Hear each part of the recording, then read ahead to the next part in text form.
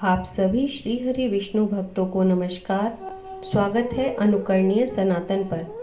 पुरुषोत्तम मास महात्म्य पावन कथा के 14वें अध्याय में ऋषि वाल्मीकि बड़ा ही सुंदर चरित्र वर्णन कर रहे हैं राजा धृढ़धन्वा के पूर्व जन्म का।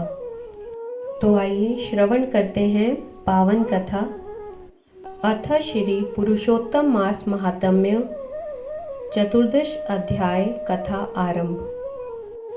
भगवान श्री नारायण जी बोले, इसके बाद चिंता से आतुर राजा धृढ़धन्वा के घर वाल्मीकि मुनि आए, जिन्होंने परम अद्भुत तथा सुंदर रामचंद्र जी का चरित्र वर्णन किया है।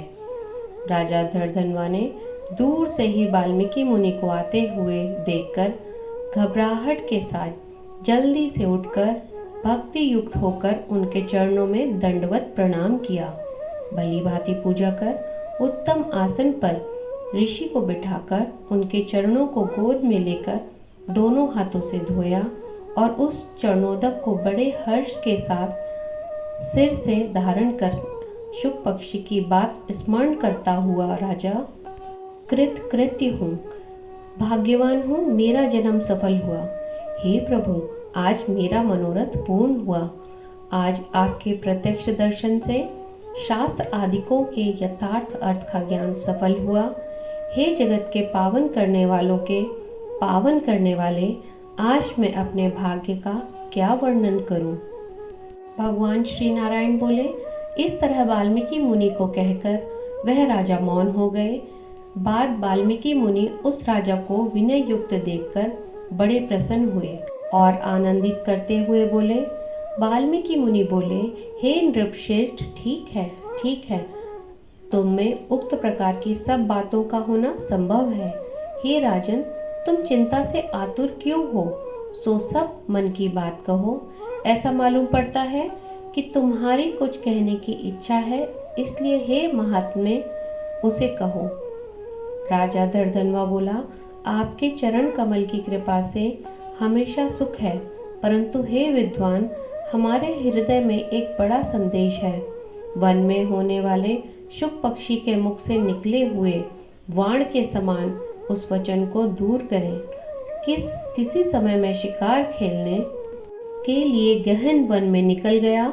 वहां भ्रमण करता हुआ एक तालाब देखा, उसका जल पिया। बाद में थकावट दूर करने के लिए एक बड़े वृक्ष वृक्ष के नीचे बैठ गया।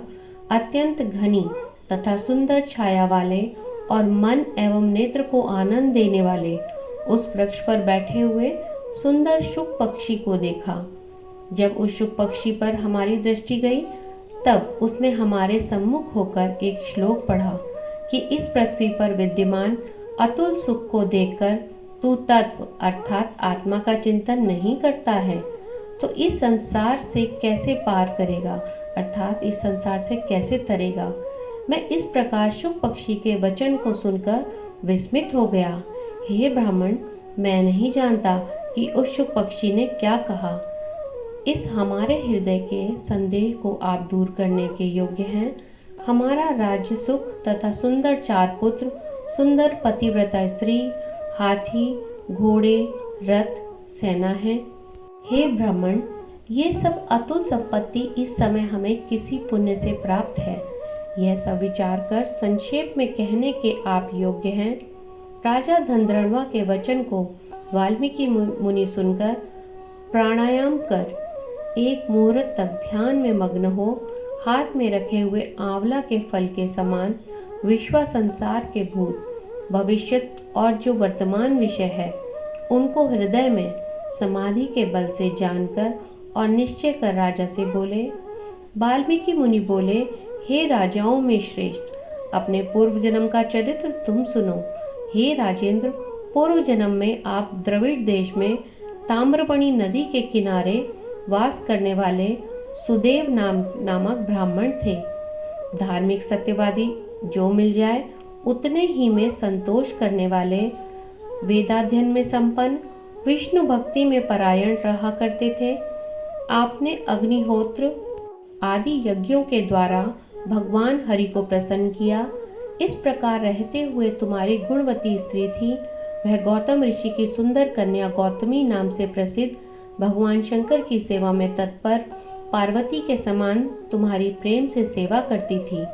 गृहस्थ आश्रम धर्म में धर्म पूर्वक वास करते हुए बहुत समय बीत गया, परंतु तुम्हें कोई संतान नहीं हुई। एक दिन अपने स्त्री से सेवित आसन पर बैठाकर दुखित ब्राह्मण गदगद स्वर में बोला, अपी सुंदरी, संसार में पुत्र से बढ़कर दूसरा सुख नहीं है, और तब दान से उत्पन्न पुण्य दूसरे लोक से सुख देने वाला होता है। शुद्ध वंश में होने वाली संतान इस लोक में तथा परलोक में कल्याण करने वाली होती है। उस श्रेष्ठ पुत्र के न मिलने पर मेरा जीवन निष्फल है। न तो मैंने पुत्र को प्यार किया और न वेद पढ़ने के लिए सोने से जगाया, ना तो उसका विवाह किया, इसलिए मेरा जन्म व्यर्थ चला गया।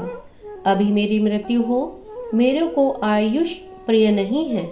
इस प्रकार अपने प्रिय पति का वचन सुनकर स्त्री गौतमी खिन्न मन हुई। बात धैर्य धारण करती हुई, प्रिय वचन बोलने में चतुर, प्रिय पति के प्रेम में मग्न वह स्त्री अपने पति को समझाने के लिए सुंदर वचन बोली। गौतमी बोली, हे प्राणेश्वर, अब इस तरह तुच्छ वचनों को न कहिए।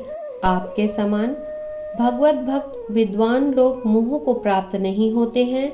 हे विभो, आप सत्य धर्म में तत्पर रहने वाले हो। आपने स्वर्ग को जीत लिया है। हे सुवत अर्थात हे सुंदर व्रत करने वाले, आप जैसे ज्ञानी को पुत्रों से सुख की प्राप्ति कैसी?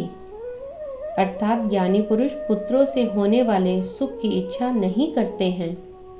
हे ब्राह्मण, पहले चित्रकेतु नामक राजा पुत्र शोक से संतप्त हुआ, तब श्री नारद जी और श्री अंगिरा ऋषि के आने पर पुत्र शोक से मुक्त हो संसार से उद्धार को प्राप्त हुआ। इसी प्रकार राजा अंगवेन नामक दुष्ट पुत्र के कारण रात्रि के समय वन को चला गया। इसी तरह हे स्वामिन, आपको भी संताति दुख देने वाली होगी। फिर भी हे तपोधन, यदि आपको सत्पुत्र की लालसा है तो प्रसन्नता से जगत के नाथ समस्त अर्थों के दाता हरि भगवान की आराधना करें। हे ब्राह्मण, पहले संख्याचार्य कर्दम ऋषि ने जिनकी आराधना कर पुत्र को प्राप्त किया, जो कि पुत्र योगियों में श्रेष्ठ कपिल देव नाम से प्रसिद्ध हुआ। ब्राह्मण श्रेष्ठ इस प्रकार अपनी धर्म पत्नी के वचन सुनकर तथा निश्चय कर उस अपनी गौतमी स्त्री के साथ ताम्रपणी नदी के तट पर गया। वहां जाकर उस पवित्र तीर्थ में स्नान कर अत्यंत श्रेष्ठ तप करता गया। 5-5 दिन के बाद सूखे पत्ते तथा जल का आहार करता था। इस प्रकार तप करते उस तपोनिधि सुदेव ब्राह्मण को 4000 वर्ष बीत गए। हे ब्राह्मण, उसके इस तपस्या से तीनों लोक कांप उठे। भक्त वत्सल भगवान उस सुदेव ब्राह्मण के अत्यंत उग्र तपस्या को देखकर जल्दी से गरुड़ पर सवार होकर प्रकट हुए।